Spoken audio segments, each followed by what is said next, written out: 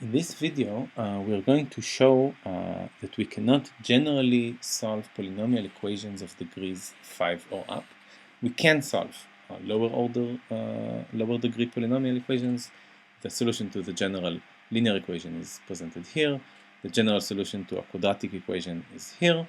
By general solution, we mean an expression involving the coefficients of the equation, which uses simple operations including addition, multiplication, subtraction, division, and the application of roots. We can actually write such general expressions for the solutions for degrees 3 and 4. In the 19th century, Abel proved that we cannot write such general equations that represent the solutions in general of polynomial equations of degree 5 or higher, and this is what we're going to show now. The proof presented here is a shortened and slightly modified version of the topological proof by Arnold, and the idea here is to continuously change the coefficients of the equation in a loop, in the sense that at the end of the motion, each one of these coefficients returns to its original value, and study what happens to the solutions to this equation, and on the other hand, study what happens to when we apply a general expression involving these coefficients. As you can see and realize quite easily, when these coefficients return to the original value, the equation returns to its original form. This means that the set of solutions, of the 5 solutions at the end of the loop, must return to the original set. However, as you can see here, and this is a real numerical example where these numerical imaginary solutions and coefficients really represent the solutions to this equation, you can see that at the end of the loop, while the set returns to itself, each particular solution, if you follow it continuously, doesn't necessarily return to its original location. So what you get in general is a permutation of the solutions. So we get in this way a relation between loops of changing the coefficients to a permutation of 5 objects. And this is what we're going to use. Already at this point, you can see the power of this approach. We can start ruling out options for solutions. For example, if someone would tell you that he has a simple expression involving multiplication, division, etc., but no roots, that always gives one of these solutions, you could immediately tell him he's wrong. Because if this expression would give x4, for example, since it's a single valued number, because it doesn't involve roots, it must return to itself at the end of the loop. However, the solution does not return to itself at the end of the loop. So this expression cannot represent this solution. You can already see we can rule out things. Now, it's important to realize that we can choose loops that do whatever we want with the solution. And the reason is that for any set of solutions that we want, it's straightforward to build a polynomial equation for which these will be the solution. So if we want some path, for each point on the path, we can just build the equation that gives this solution. Here's the way. You want a set of solutions? No problem.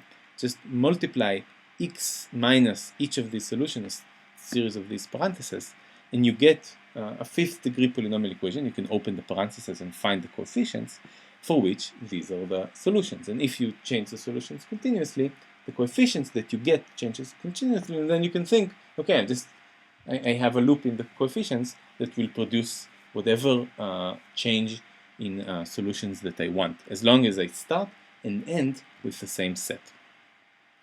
The way we're going to prove that you cannot write a general expression is we're going to, for any expression, show that you can build loops such that on the one hand, the results of the expression at the end of the loop returns to themselves, and in general there are going to be more than one results because there are going to be roots, and on the other hand the solutions to the equations don't return to themselves. So this is the way we're going to prove that you cannot solve 5th degree polynomial equations. So already we can do something like this and show that, as we kind of said, that no expression that does not involve roots, we can already rule out such expressions, because now we realize that it's not only that we can exchange these two solutions, we can choose loops that exchange any of the solutions that we want in any way, because we can just control what's going on. On the other hand, any such expression will always return to itself at the end of the loop. So any such expression that does not involve roots cannot solve polynomial equations of degree 5, actually of degree 2 or higher. However, we are allowed to use roots, and roots behave differently. So here is an example of an expression involving one root. What you see here is that for the same loop, we're changing the coefficient in the same way. Now we're looking at the results of this expression. Now there are 3 results, because this is a third order root. You can see that the results of the expression at the end of the loop do not return to themselves. And the reason is very simple. It's just the way roots work in the complex plane. So in this expression, the argument inside the loop does not involve roots in itself. So when at the end of the loop, this coefficient z returns to itself. This z does a loop by itself. And now we can ask what does the root do to this z. So first we want to express z in polar coordinates in the complex plane. And the roots of z, there is more than one. In general, there are n roots, which are involving different exponents, either this theta divided by n, or any addition of 2 pi divided by n will also give a valid root of this expression. If we take the power of n, it will give us this z. So there is a discrete set of roots. However, if we move z continuously, we are forced to follow the trajectory in which r and theta move continuously.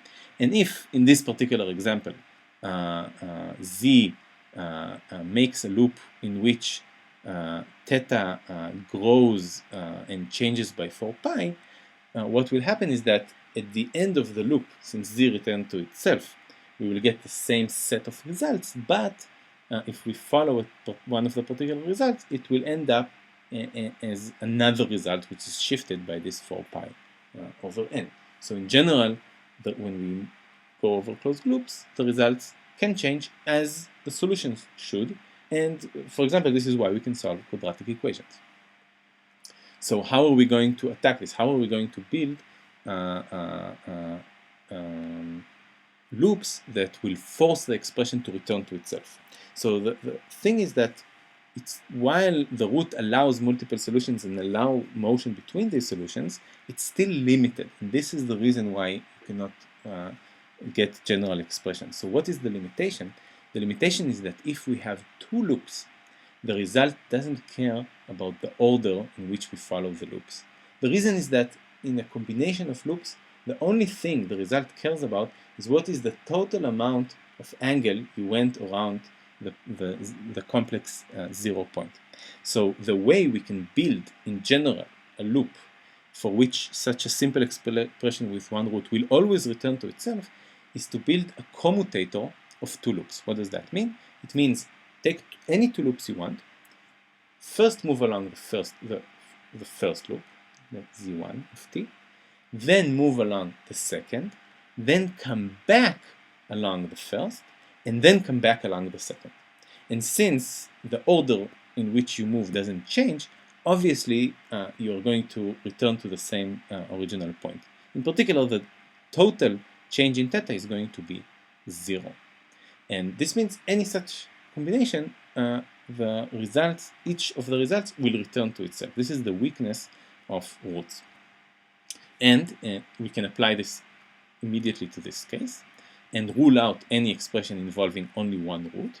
So this is what we are doing here. So we are going to move one loop, second loop, back the first loop, back the second loop. Again, one simple loop, second signal loop, back the first loop, back the second loop. So now let's see what happens to the results of this expression.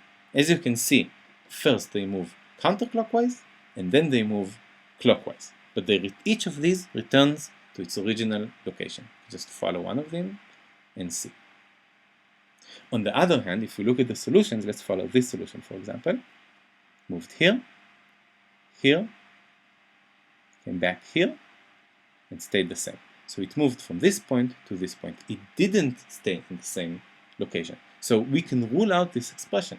This expression, of course, you can see these values don't agree, but in principle, this expression for any such commutator, even if for any expression involving one root, when we apply this commutator, each of the results will always return to themselves.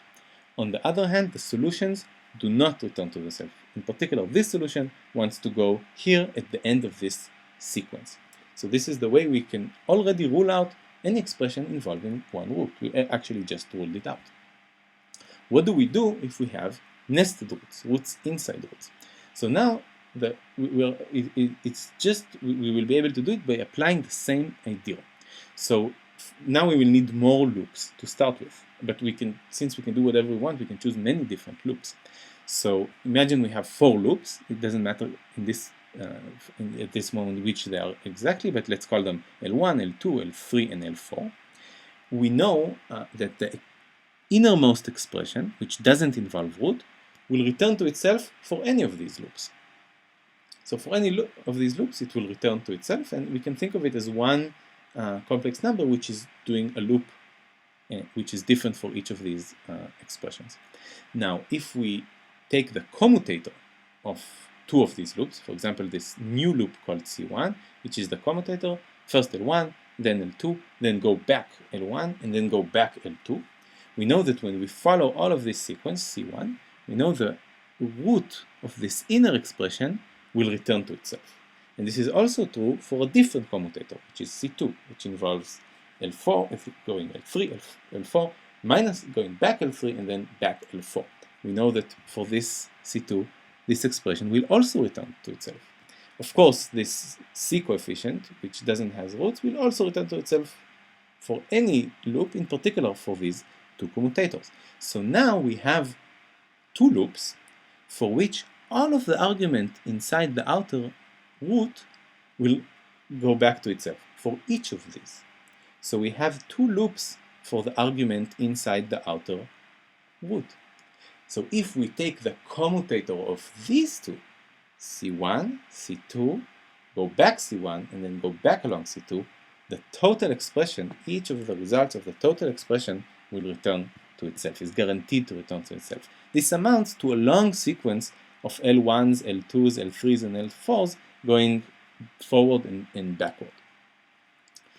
So we have a general way to build loops that for which such expressions will return to themselves. And if you think about it a little bit, we now have a system how to build loops that will return any expression to itself.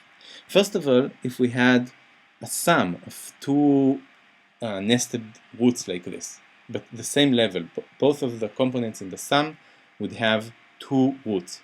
Automatically, this will bring the full expression to itself, because each one of these arguments will return to itself, so the sum will return to itself. A division, the same way. The only question we need to ask is how many layers of roots inside roots do we have? Suppose we have somewhere in the expression 5 layers. What we will do is we will start with many different loops, build the commutators of these loops, build commutators of commutators of these loops, build commutators of commutators of commutators of these loops, and if we build 5 layers of these commutators, it's guaranteed that when we apply such a loop, the full expression, each of the results will return to itself. But so this is the way we can build in general for any expression loops that will bring the expression to itself. But this is not enough, because it could be that in this process, when we build this crazy long loop, perhaps the solutions at the end of this loop will also return to themselves. And this is really what happened when we look at second degree and third degree and fourth degree polynomial equations. So we are not done yet. We need to show that we can build such towers of commutators that will not bring the solutions back to themselves. So first, let's look how can we check this. So if we have two loops, let's say the original two loops we saw, one that just permutes the x3 and x4, and the second that permutes x3 and x1. In order to know what happens when we take the commutators of these two loops, we don't really need to check what happens along all of the trajectories, because the information of what happens at the end of the loop is sufficient to say what will happen at the end of a sequence combining these loops. So for example, if you want to ask, after we take the commutator of these two loops, what will happen to x3, we know when we will follow x1, it will go to x4, then we will follow x2, x4 does not change, then we will follow x1 backwards, so this x4 will go to x3, and then we will follow x2 backwards, so then this x3 will go to x1. So we see that x3 at the end of this process found itself in the location of x1. We can do this with these diagrams. We don't need to really look with our eye what happens to the point. Now, what this means is that we can do these checks of what happens to the solutions working with these abstract permutations of 5 objects. So here's a notation, just so we will be able to list the different possibilities. Any such permutation can be written as a sequence of 5 numbers, which just says each of these solutions, where did it go? So for example, in this case, the first solution went back to the first, so it's 1. The second went to 2. The third went to 4. This is why in the third place we have the number 4. The fourth went to the third solution, and the fifth again remained in itself, so it went to 5. And the same way for this P2. In principle, if you say what is this permutation for a given loop, and for many of these, we can answer what will happen for any combinations of such loops without looking along what the solutions really does inside. We can calculate it directly from these numbers. And let's try. So suppose we look at the much simpler case where we are studying quadratic equations, for which there are only 2 roots. So any permutation we do must involve a permutation of 2 numbers, 2 objects. And actually there are only 2 possibilities. Either we just don't do anything, so the first solution does something but comes back to itself, and the second comes back to itself. This is the trivial permutation. It's not what we are after. The second is the non-trivial permutation, where we exchange between these 2 solutions. There are only 2 permutations of 2 objects. Now, it's very easy to check that if we take the commutator of this one, then the inverse of this one, which is just the same, and then the inverse of this one, we get back the trivial permutation.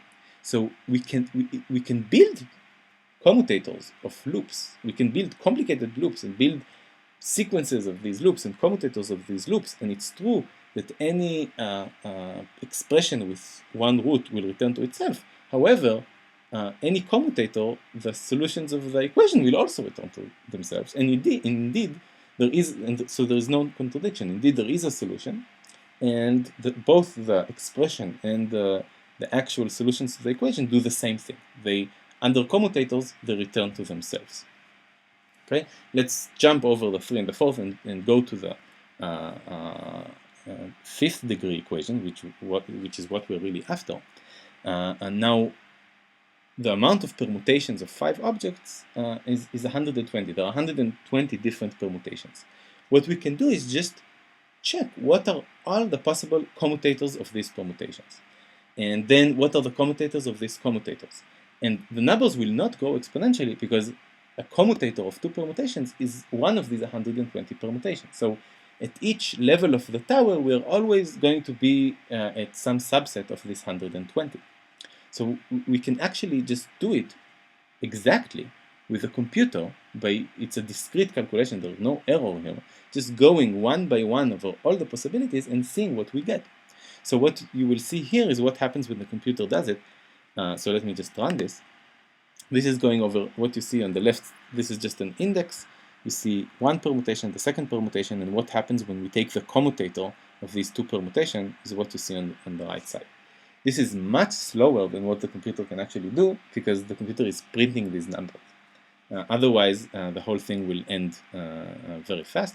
You don't need to wait too long. We know how many there should be. There should be 14,400 pairs of such permutations. And what we find at the end of the day is that if we try all the commutators of all the different permutations of 5 objects, we end up with 60 different results, 60 different permutations. So each one of these permutations can be written as a commutator of 2 other permutations. Now, what we have is, now we can build, so, and they're not trivial. You can see this, the trivial permutation in which each solution stays is the permutation 1, 2, 3, 4, 5. So we can build commutators for which the result is not a trivial permutation. So we can build commutators of loops, as we saw an example before, that for which some of the solutions will go to other solutions. This means that any expression with one root, as we already see, cannot work here. Now, suppose we want to rule out expressions that have 2 layers of roots. We will need to build a commutator of a commutator. So the way to check this is to build commutators of these 60 objects. So let's now go over all the possibilities of building commutators of commutators. So this is what I'm going to do now. Now we only have 60 options, so now there are only 3,600 options to check. So let's do this and see what we get. So now the computer is again just trying in a straightforward manner to go over all possibilities. And what he finds is that when we take all the 60 commutators and produce from them commutators of commutators, we end up with 60 permutations again. Now, if you actually go over these permutations, it's the exact same permutations which were the commutators of all permutations. So what does this mean? If I take the commutators of my permutations, there are these 60 special permutations which can be written as commutators. All of the commutators of these guys are just the same 60, which means the following. If I can choose among them commutators and produce among them commutators of commutators and commutators of commutators of commutators to any amount I want, and it's guaranteed that I can choose options that will build me any tower that with any height that I want, because every time I can choose options that will give me again this same set. So this means that for 5 equations of 5 degrees, I can build an infinite, or not infinite, for any number I can build a tower of commutators of commutators of commutators of commutators that will result in a non-trivial permutation. And this means the proof is basically over, because for any expression, there is such a tower, which is, if I reach this height of levels of commutators, it's guaranteed that any of the results of the expression will return to themselves. Suppose it's 10 nested roots, I will need 10 levels of commutators. But I can build such commutators for which the end result is not a trivial permutations. So I can build the loops, since I can do whatever I want with the solutions, to follow these particular permutations, and then build these permutations of loops. And I know from the permutation calculation that these solutions will not return to themselves. So for any given expression, I can rule it out. I can build a loop for which the results of the expression will return to themselves, but the result of the solutions will not. And this is it.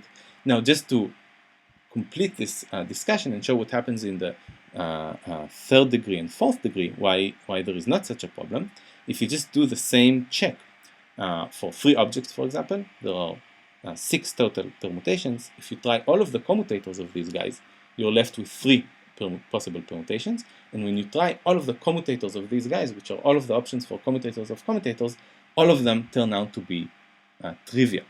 So the fact that there are some non-trivial commutators tells you that there is no expression with one root for solving third-degree polynomial equations, and indeed, the solution which is known involves a nested root inside the root.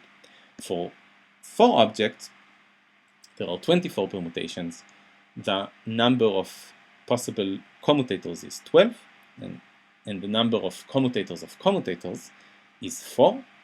And if I try all of the commutators of commutators, I'm left with the trivial permutation.